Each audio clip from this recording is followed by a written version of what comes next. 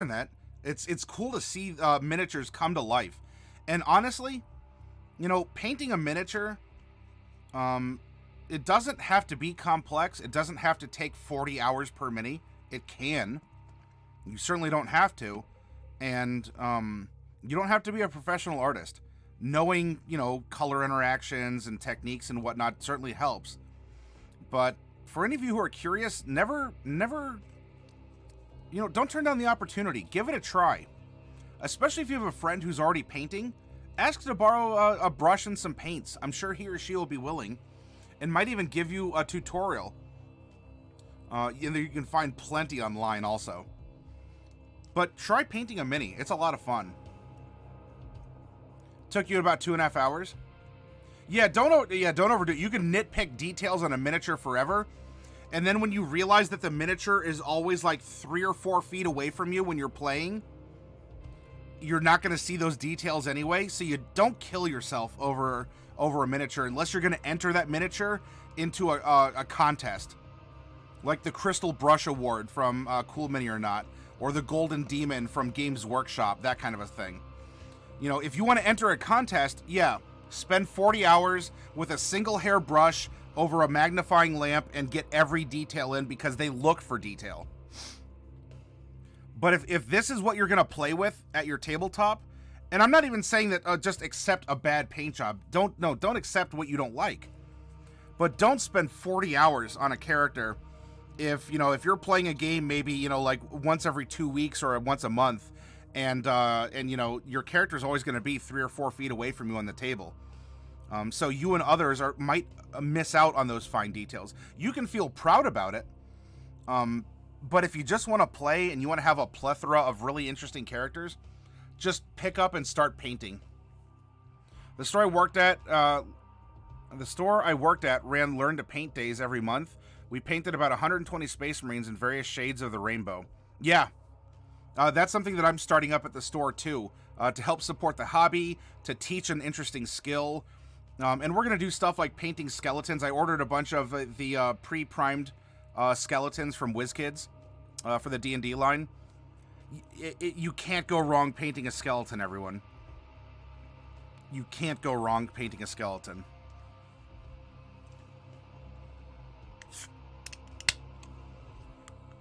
Ah, yes.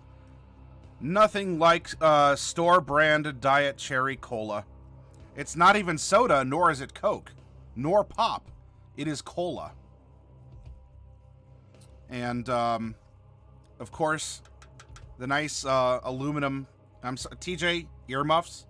The nice aluminum can tankard. Whoop.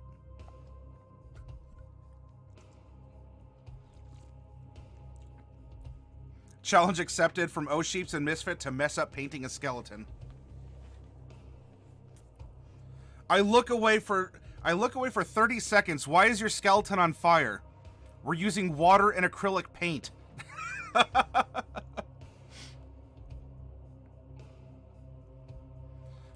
TJ.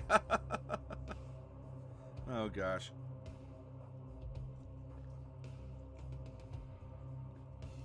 All right. An authentic burn look.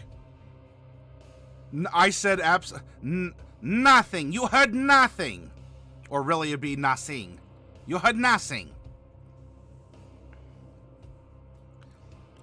I think we have some backgrounds to talk about. Meanwhile, across the PDFs, I even found a nice half-orc female barbarian that would be perfect for my totem barb. Ooh, yeah. I know that you're really inspired to run that character, so I would love to see what you end up painting.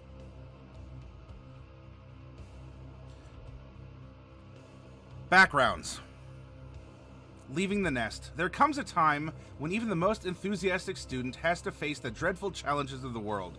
Through a series of extracurricular activities and internships, and in exchange for a small ongoing donation to faculty funds, our staff will help you find a promising career. Yeah, TJ says, Meanwhile, in another PDF, Matty Morgs and the stream are hard at work deciphering the backgrounds of Eberron. Or if you prefer the Wayne's World.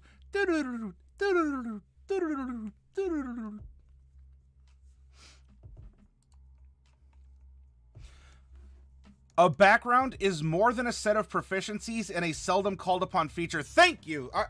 I'll stop right here. Who needs the rest of this document?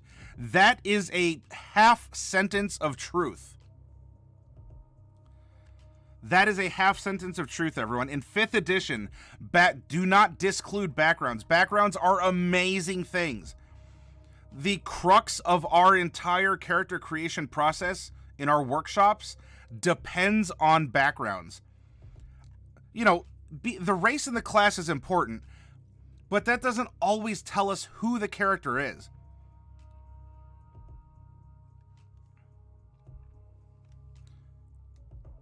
Same mat time, same mat channel. And always drink your Ovaltine, young'uns. I need all of this book. But rather a way to establish a deeper connection between the character and the world.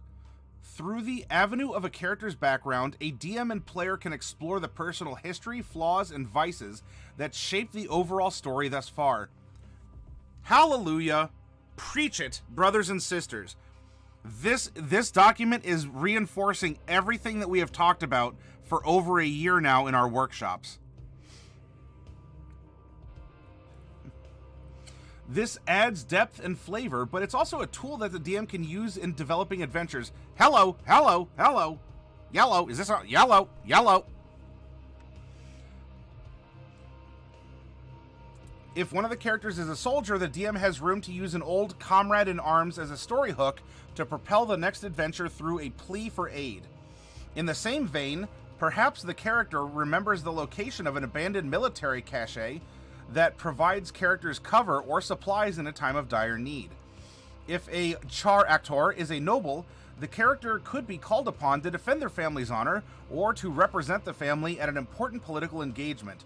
This section examines the existing backgrounds and how they fit into Eberron, along with new backgrounds tied to the setting.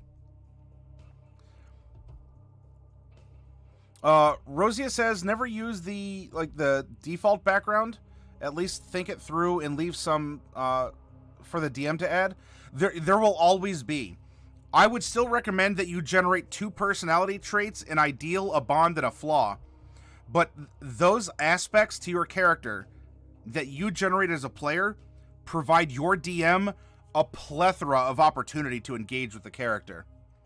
Oh, that reminds me, Trustaflump, I needed to talk to you about background use on Friday for D&D time.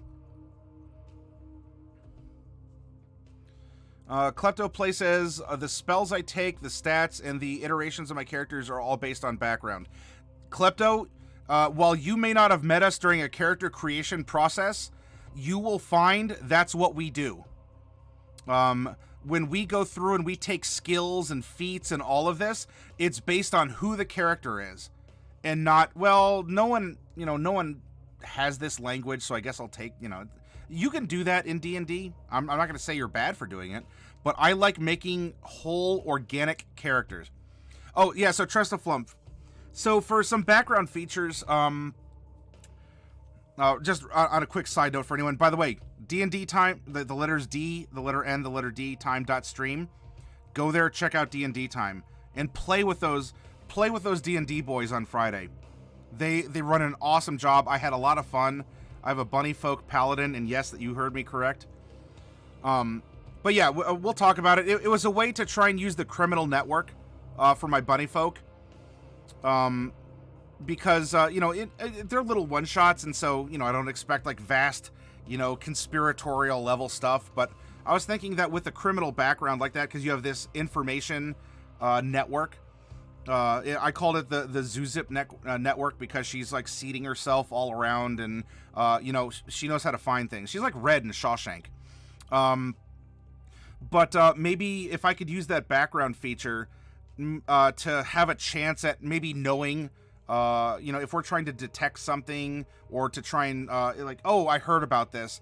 I could have, there's a chance maybe I received it through the grapevine of, through the grapevine, of the ZooZip network, so that the background feature has something that doesn't have to happen every session, but maybe it's something I can call upon to really try and develop that part of the character more on Fridays.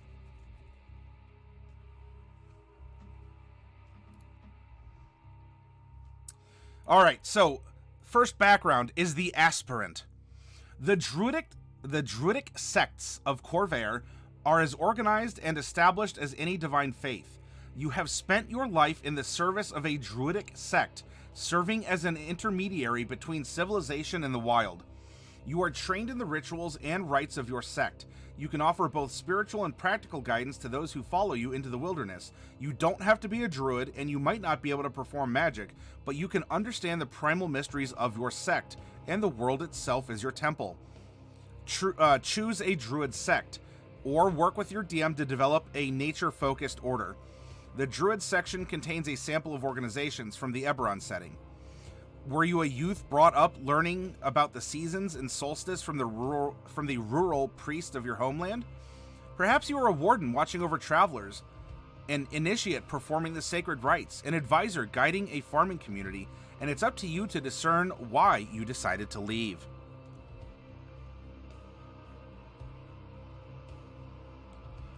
Okay, so if an idea like that could work, then I will happily, try and work with you all to bring that into play.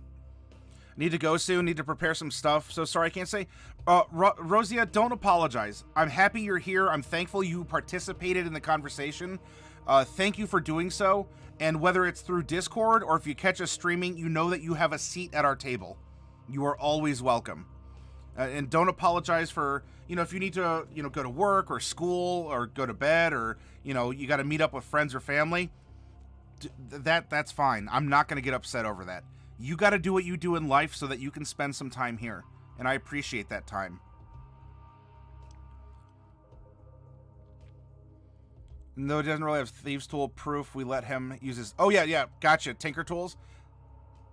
Awesome. Well, then, Trust a Flump, I will be sure to try and invoke that in creative ways as I can.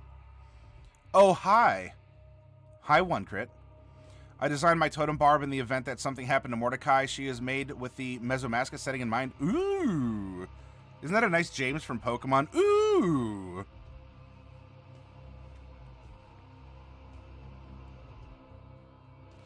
I noticed.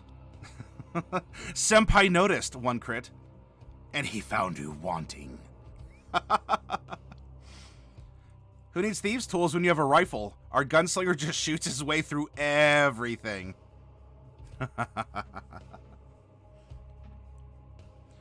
Yeah, you're going through Eberron.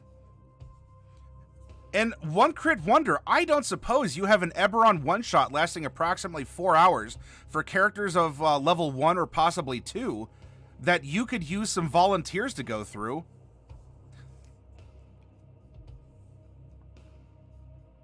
It was three Warforged Bard and their human manager.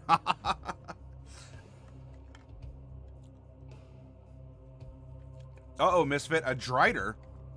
Oh, Misfit. Well, so just like Sheeps was sort of envenomed by the giant wolf spider and was drugged back to, have wolf spider eggs implanted in her, only to, birth new life into the world from her shell of a corpse. It seems that you're going to do so, but in a very interesting way. It's not going to be as natural as a wolf spider doing it.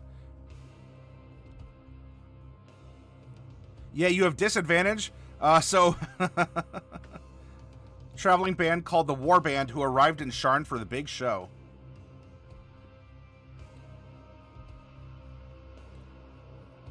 And got wrangled into some trouble above their head. You had to Google a Drider? Well, there you go, Sheeps.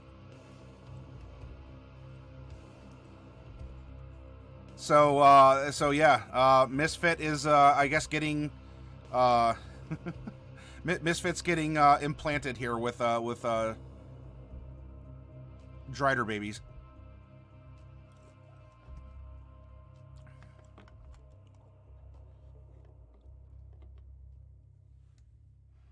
He kept walking into your attacks.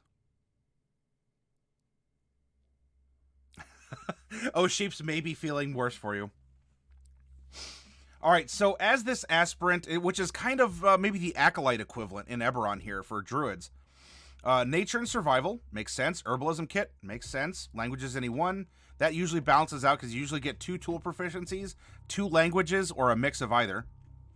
Equipment, a druidic focus, so this is a lot like acolyte. Now, I'm not saying that's a bad thing. In fact, here, let's go to dun, dun, dun, dun, chapter. You all should be intimately familiar with chapter 4 if you've hung out with us for a while. This is the first reference we look at because we start our character our true character fleshing out in chapter 4.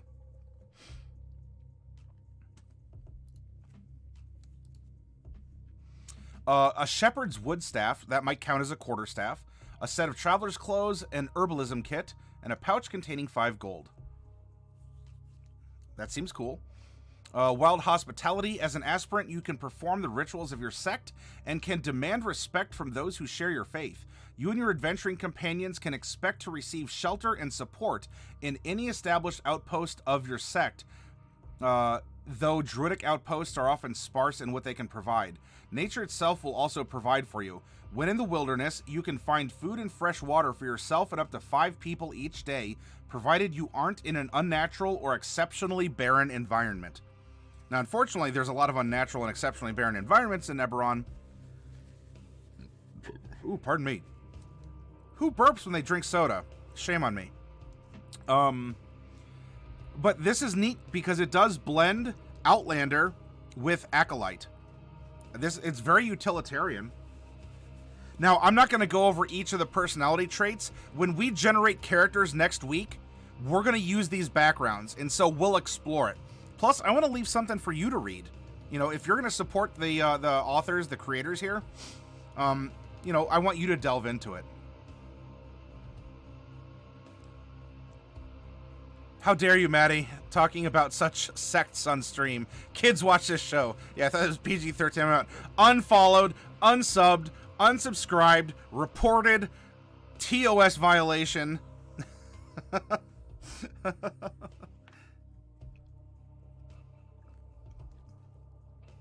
And I burped on stream. My good golly gracious. Auditor. You don't work with taxes or accounts. Your job is testing security systems, finding the flaws in vaults, prisons, and other secure systems. Most auditors, that just sounds like text-to-speech, auditor.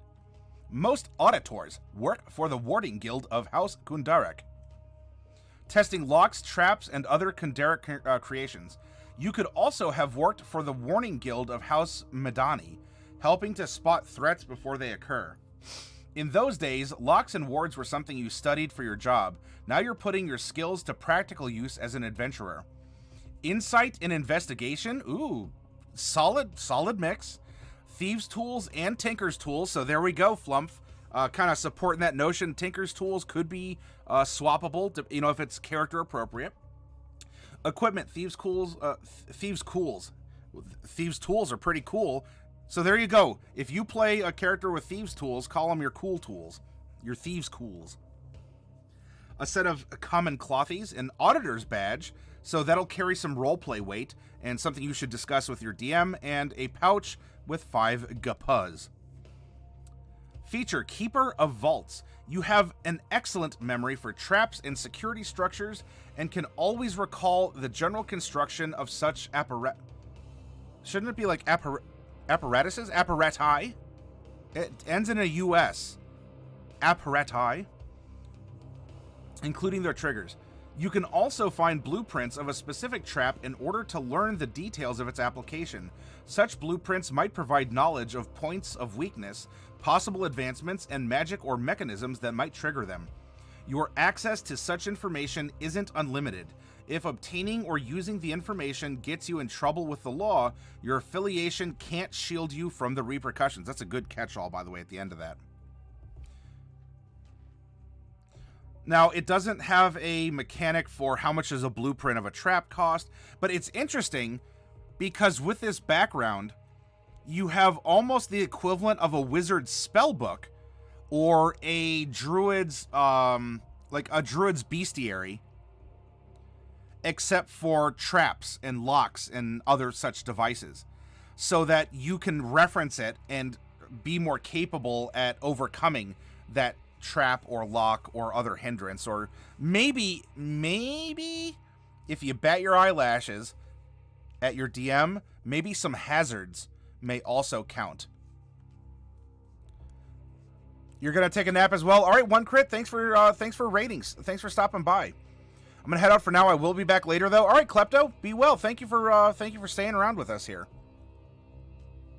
No longer a D&D stream. We are now an ASMR stream. I mean, when I open boxes, and by the way, I have a pile of bubble wrap in front of me, so I'm not popping them. But if I just go like this,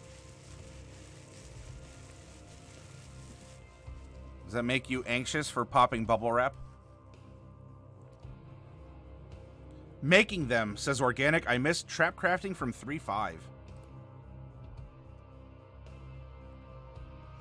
Again, I'm not going to go over everything here because I want to leave it up to you. And we're going to go over this stuff anyway when we make characters next week. Because we're going to make at least 4, maybe 5 characters. And then we're going to make a Noir-style adventure to put them through.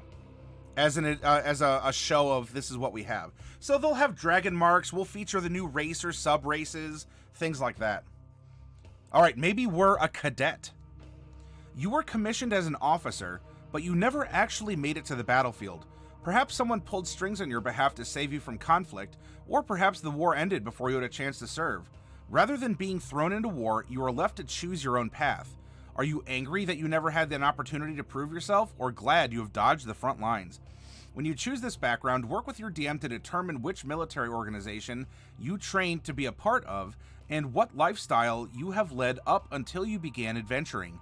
You might have immediately pursued the lifestyle of an adventurer, served as a military advisor, or even returned to civilian life. Athletics and history, interesting. But if you're a cadet, right, you studied, and so you don't have the practical knowledge of a soldier in that case. And soldiers get athletics and intimidation, if I recall correctly. A language of your choice, navigator's tools, or land vehicles. Cadet's uniform, set of common clothies, a diploma from a military school, a map, and a pouch containing 10 gapuz. So a little bit of a blend of soldier and sage, a little bit, because you're studious. I like it though. I like this. Your military training allows you to easily recognize and distinguish weapons, uniforms, military strategies, and important military figures, such as notable generals, both historical and modern. And maybe even modern major generals at that.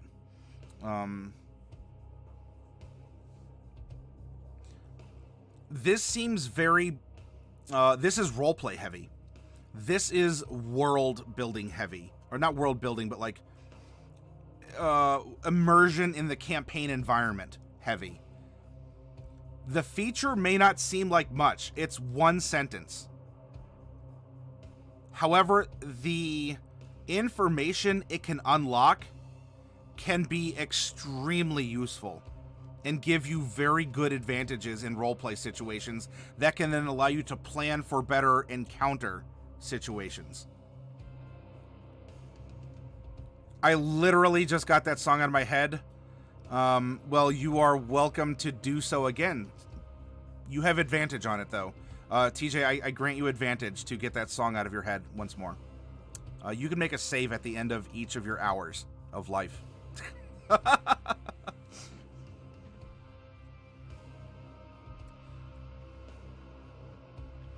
Perhaps you wish to play a chronicler.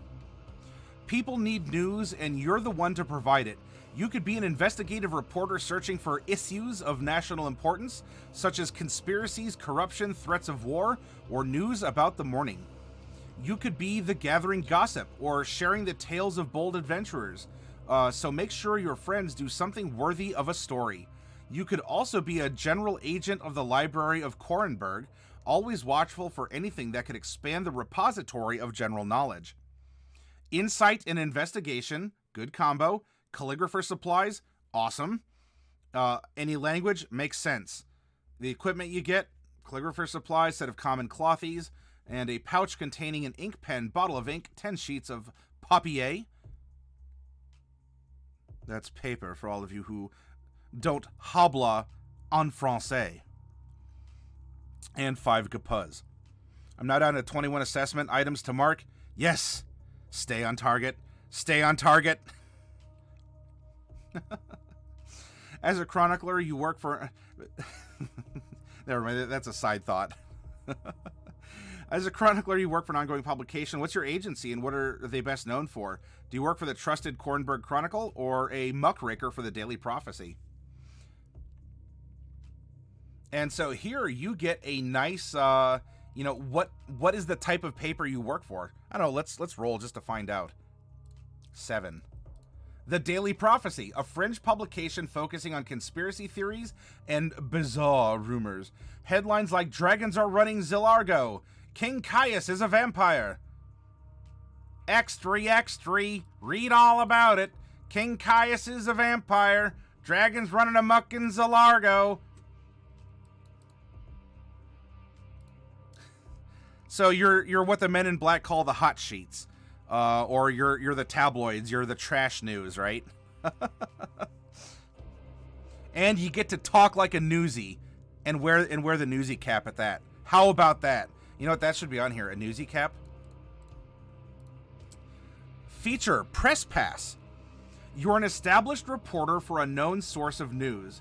You can often get access to restricted events for yourself and your crew so you can cover the story.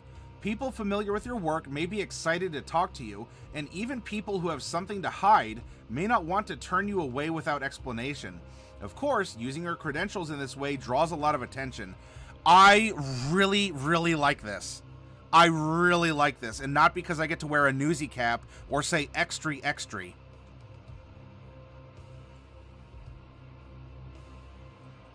This is really neat. And oh, of course, look at the personality traits. We are definitely going to have a chronicler in our party. That's going to be a lot of fun. That is going to be a lot of fun. I'm more excited for this background than I'm like, barbarians, sure, barbarians exist. They can be fun to play. That's fine. There's even a barbarian subclass above. That's cool. I want to play a news reporter. And that's what backgrounds let you do. You're not just an elven barbarian. You're not just a dwarven sorcerer, right? You're a news reporter. You're a cadet from a military academy. Oh, I am such a nerd for backgrounds. I love what they do. And I love that they're introduced in 5e.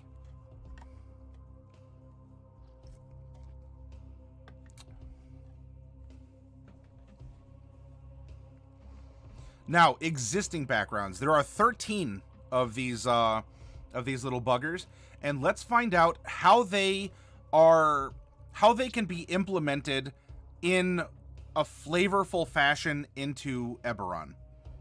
TJ says, news reporter, halfling, Inquisitive Rogue. Yes. In fact, a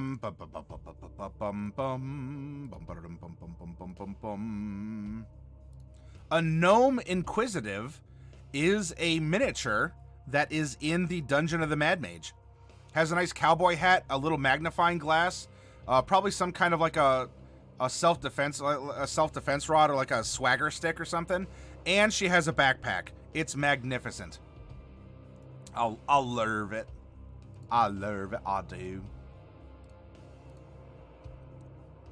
I love backgrounds and subclasses, just the ability to hone what you personally can be and to build through in-game mechanics. Yes. You are a correctamundo, Misfit. What you said is tubular, or dare I say, even gnarly. Could even use the monk subclass Matt just made. A Cobalt Soul. You're going to have to... There's Matt Colville... And there's Matt Mercer.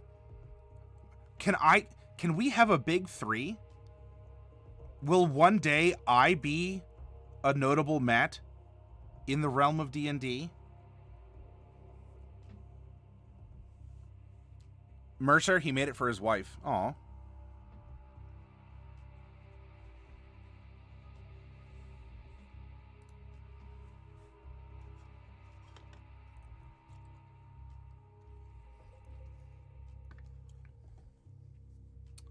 The shape of different backgrounds is molded by their relationship to a setting as a whole, and this is paramount in the tumultuous era in which we embark on campaigns in Eberron. What does it mean to be a noble in Corvair? If a character served in the last war, are they required to be a soldier? In developing a background, consider the following ideas. Just thinking about a reporter, says Misfit, that gets its information by punching informants over and over makes me giggle. You're a recognized servant of an established faith, such as the Church of the Silver Flamme, the Sovereign Host, or the Blood of Vol. The critical idea is that you are recognized. With your Shelter the Faithful feature, you can command the respect of those who share your faith and expect to receive shelter and support from any temple tied to your religion. Work with your DM to establish what you did to earn this respect. And again, thank you for if any of you out there who wrote this are watching this, thank you for making sure you're reinforcing communication with the DM and that a background isn't just a means to get a couple skills and, you know, like a tool proficiency or something. You might have served as a missionary or evangelist, and your zeal has earned you praise and renown. Alternatively, you could have been an inquisitor who worked to purge your church of corruption, garnering infamy among the heretics, or a priest in a prominent temple with a devoted following. Are you still an active agent of your faith? Or are you simply respected for your services you performed in the past? Shelter of the Faithful works both ways. You can demand the respect of those who share your beliefs, but they will also look to you for aid and support. As an acolyte, you can perform religious ceremonies even if they incur no divine power, and you could be called upon to officiate a wedding or to bless a child. Sickness must be yes. Misfit knows. Misfit knows the memes. The memes. TJ, yeah. If you're playing a charlatan. A charlatan is a grifter, skilled at deception, disguise, and sleight of hand. While you might be a criminal, you don't begin with a strong connection to an existing organization. You could be a lone wolf, or you could have once worked with a gang that was destroyed during the last war or the Mourning. A few other ideas to consider may be any of the following. You're a false prophet, a refugee, or Fey Favor. An archfey of Thelanis blessed you with a silver tongue and light fingers, but these gifts came with a price. Contracts need not only be for warlocks of this world. What did you promise your Fey benefactor, and how might that shape your future? Yes, yes, and yes. I like it. I love that it is prompting you to think in these other ways. You could be a charlatan because you did enter this it's not a full, like, active service contract, you know, but you're a part-time employee for, in this case, an archfey. And so to accomplish the missions as a mere mundane, then you've been given these tools, and that's your background. I love it. Clerics are just officialized warlocks. Changed my mind. Yeah. So there's something that was posted on the Discord similar, where clerics are like warlocks, but they only follow verified accounts. Hey, you want to come up and say hi to people? You can, or you could rub on my leg. Come here. Hey. Come up and say hi. Or don't. Okay. A criminal or a spy. Any character could have engaged in illegal activities, but you were a professional. The defining feature of criminal is criminal contact, implying you still know people in the business, whether you are still affiliated with the criminal underworld or not. The Rogue section includes a list of some of the prominent criminal organizations in Corvair. Your criminal contact could connect you with any of these groups, or you and your DM can develop a lesser-known organization. In addition to choosing your criminal specialty, consider how or if you left the business. You could have retired gracefully, with the respect and admiration of your former colleagues, or maybe you drew too much heat in a struggle with a rival gang and had to be cut loose, narrowly negotiating to be spared from swimming with the Sahagin. Perhaps your old boss wants you back for another job, or you're still an active member of the organization, simply taking a little sabbatical while you adventure. The variant of a spy is a prominent background choice in Eberron. Work with your DM to determine who you worked for and how you left. You might have left in such a way that you could still be called back into service, or maybe you defected from the organization, and you're come on, if you want up. I have a lovely knee, thank you. I'm sure it smells like you. Come on. Hey, there we go. It's an official stream, everyone. I've had something to eat on stream, and now there's a cat. Hang on. Put your face back there. Oh, that's what all that was about, huh? My goodness. You all see that? Right there? Huh? Did Nisa beat you up? Did a little 7-pound calico beat up her 16-pound big brother? By the way, he just rolls, like, he pretends like, oh no, you got me, and he'll, like, flop on his side and let her kind of, like, pounce and gnaw like she won, and he's like, oh, what am I gonna do? But unfortunately, my little duder here took an injury. Well, you know what? You're a good big brother. And she appreciates that. Because, of course, when he plays, like, if he says, all right, it's my turn, he just lays her out. I finally drew my goblin cleric that died despite her childbirth. Oh, cool. Did you put that up on Discord, oh sheeps? Hey, Delcorn, welcome. Yeah, Kitty, but Kitty has a little boo-boo right here. From roughhousing with his little sister, apparently. I'm about to. Yeah, it shouldn't be a problem, oh sheeps. Yeah, but you know what? This dude's a tank. I mean, he fell off the table last night while we were broadcasting, so. By the way, that clip is on the clip segment of our Discord, if you want to watch. Anyway, so consider how you left. Variant of spy is a prominent background choice in Eberron. Okay, you'll work with your DM. Got it. Entertainer. Entertainment. When you are an acrobat, actor, or musician, as an entertainer, the first step is to define your talent. By popular demand, allows you to get work when you choose. You could have been pursuing a career in entertainment, or simply have a remarkable talent that shines when you choose to reveal it. Consider a few ideas. You're a fallen star.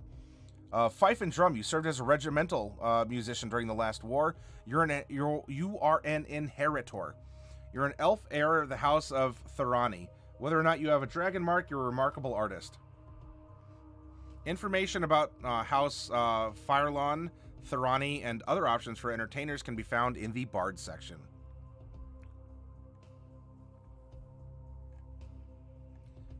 A folk hero. Now, it doesn't bring up Gladiator, but I'm sure we could, same thing but different. Folk hero. You're a commoner who's made a stand and earned the trust and respect of the people around you. Here's a few ideas to consider.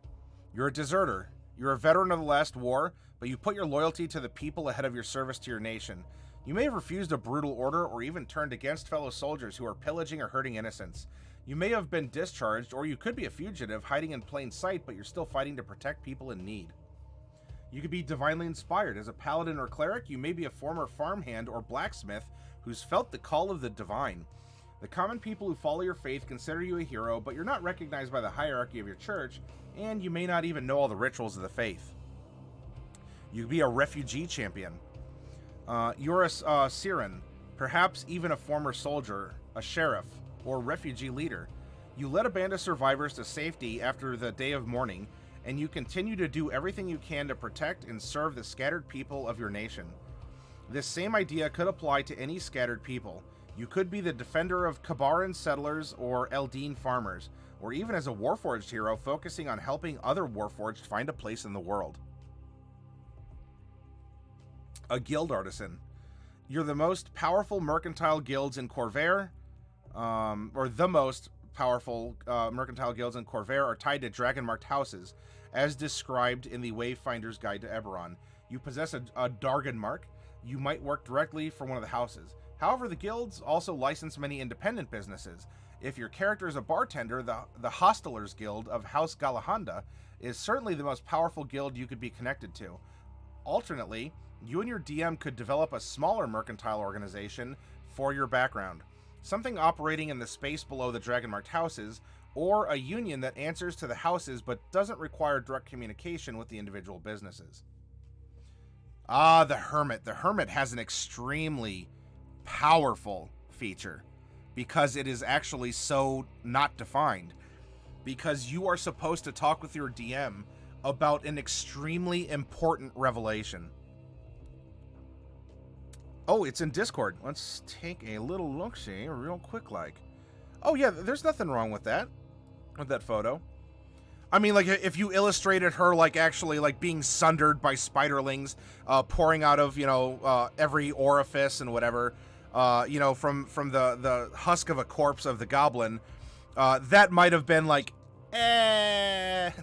But no, this is perfectly fine. Here.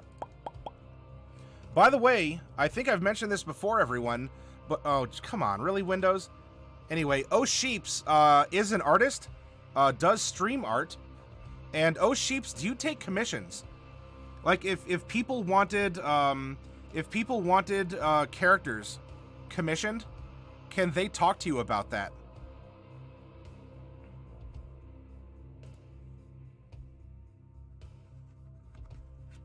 Bye. I barely knew you, but at least you didn't fall off the desk this time. I do take commissions. I've been working on a little ad to do. Yeah, please do when you can. Sheeps. Sheeps. How did you get that name, by the way? Is that just a quaint expression, like, sheeps? As a hermit, you lived a life of seclusion. The player's handbook suggests a number of options for a life of seclusion, and here are more. Dreadhold. You're a prisoner in one of the deep wards of Dreadhold. An experiment. You're the product of an experiment. You could have been mage bred by House Vidalis and born in seclusion, or you could have been trapped by a Delkir and held in isolation while your captor conducted experiments. A wild mystic. You're a paladin of the Gashkala, a tribe of the Demon Wastes. There's more. Again, I'm keeping things moving along, and I want to give you things to read and consider for yourself. Beyond the circumstances of your seclusion, you and your DM should develop the details of your discovery. Yes, yes, and yes. Perhaps you have insight into the Draconic Prophecy, or you know a surprising truth about the Silver Flame or Sovereign Host. Maybe if you want to incorporate the Death Mark, that could be it too. Maybe you even bear the Death Mark, and that is your discovery. It ties to my real name, my birth year, and also just a pun on Opoo. I thought it sounded cute. I think it strikes all of those, Sheeps. I'm the greatest artist in all the realms. Just wait until TKO. Yes, when we finish up, we can play some party games together, Misfit. And so we can do TKO and Quiplash and all the good stuff. A noble. The aristocracy of the Five Nations can be identified by the ear prefix before the surname. Bornel Irwernen, as an example. As a noble, it's important to establish where your family is from. However, if you're truly using proper common, it would be listed as a noble. It's important to establish from where your family is. You never use a preposition to end a sentence with, oh, dread. It seems that I am guilty of such a crime.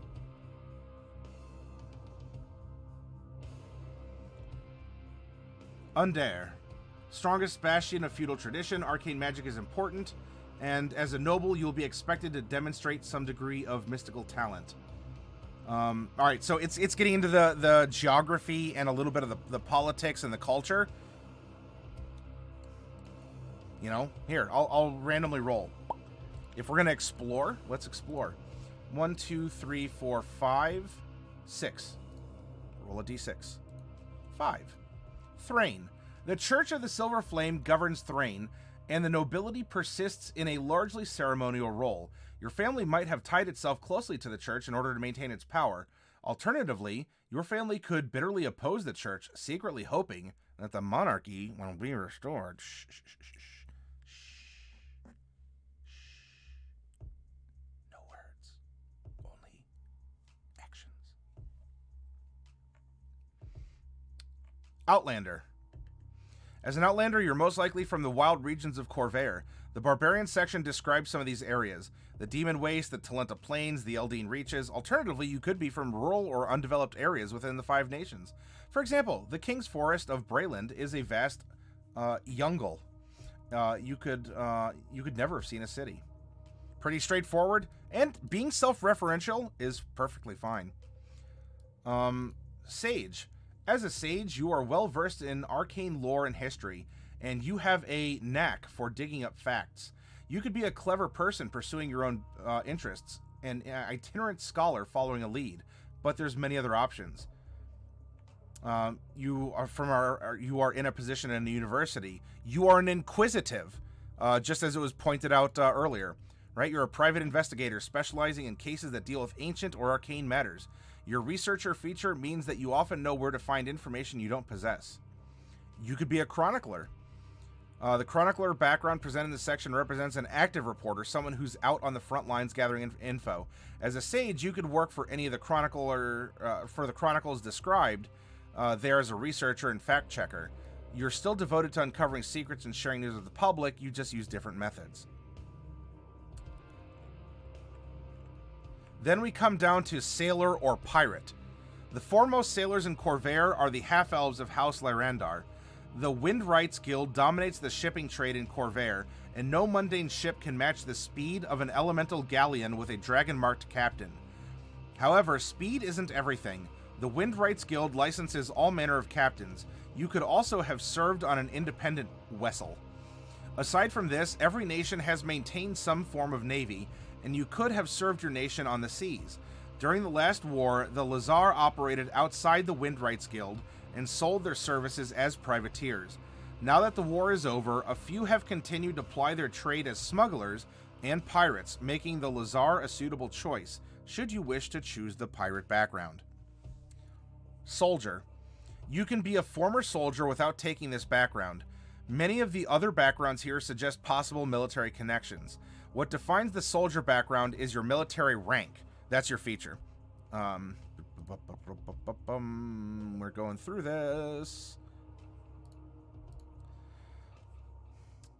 What defines a soldier's your rank? It's not simply that you served in the war, it's that you held a meaningful rank and still have influence and respect based on that. Military rank primarily applies to the organization you served, so the first step is defining that role.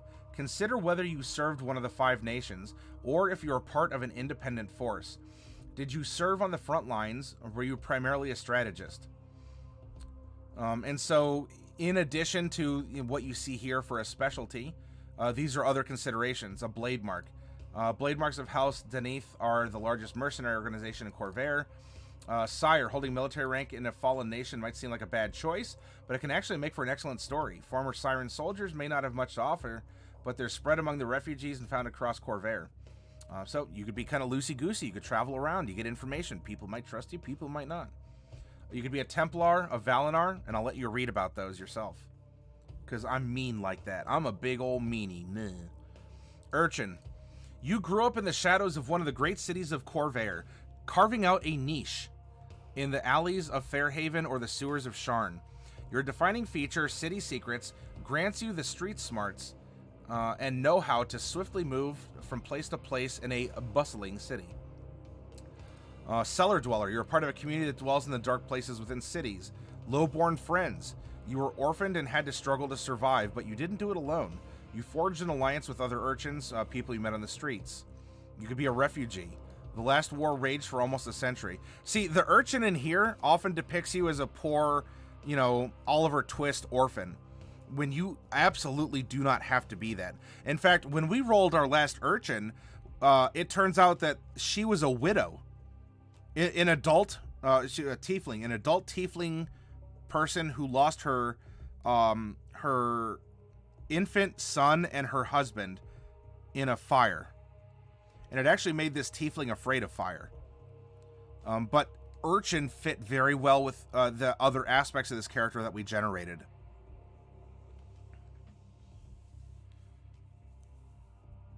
That was fun last week.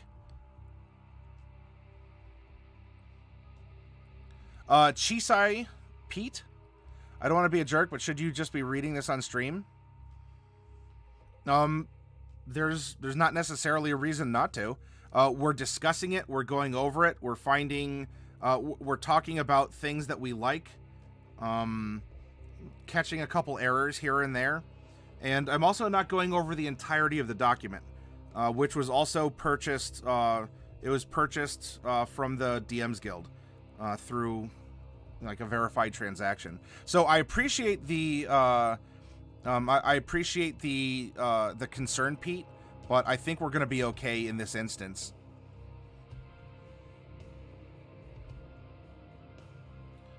Peter Parker.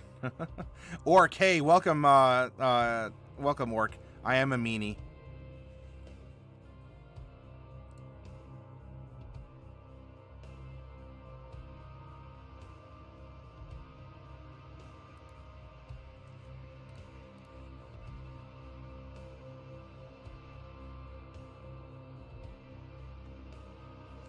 Harumph, I thought there was more to this section, something about anthropologist and Zendrick or archaeologist in the demon wastes. I wonder if some little urchin ran off with it. This is a fun little note indicating that there are other backgrounds that you can consider. The anthropologist and an archaeologist are backgrounds that you can find in the Tomb of Annihilation adventure. If you want to play as a haunted one background, then that is in the Curse of Strahd. And a little bit, it's kind of inspired by that, Mr. Plunderloot. And so we have, I think we have a solid base for getting you to think outside the box of what is presented in the boxes here on the Player's Handbook. And if you do come across other backgrounds, take a moment. How would they fit in a culture like this? Because by this point, by page 134, if you're not familiar with at least some basic tenets of Eberron, what are you doing, huh?